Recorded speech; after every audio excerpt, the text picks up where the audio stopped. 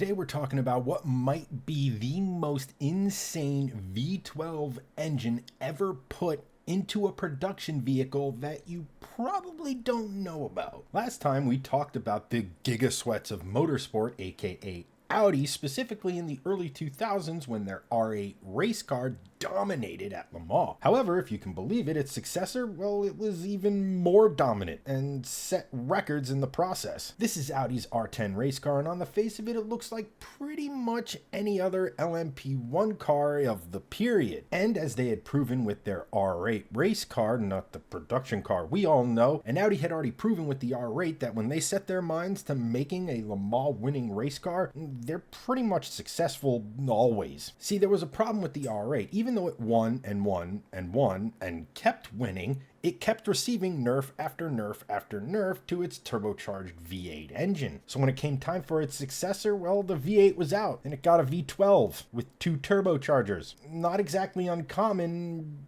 but it was also a diesel. The car debuted in 2006, where it promptly won the race, leading every single lap during the 24 hours, and it completed the most laps ever in the race's history. That record had previously been held by the Porsche 917, set way back in 1971 when the track was a little bit different, i.e. the Mulsanne Straight, it was a straight, no chicanes to be found. The R10s won again in 07. And again in 08, and when its time was done, it was undefeated at Le Mans. So what do you do when you have such a great race car? They were going to take the lessons learned from motorsport and put that engine into a road car. Now, annoyingly, the road car that received this absolutely bonkers 6-liter twin turbocharged V12 diesel engine, well, it didn't exactly come to the States. And, well, it was this. Yeah, not exactly the first thing you would expect to receive an engine that was inspired and based on an engine that dominated in sports car racing. I introduced to you the Audi Q7 V12 TDI. Now, the street engine, it measured 6 liters. It was obviously a V12. It had a 90-degree V angle. It had 2 turbos and 738 pound-feet of torque. Now, obviously, with that much torque on tap, it allowed owners to do, well, what diesel SUV owners love to do, i.e. tow a metric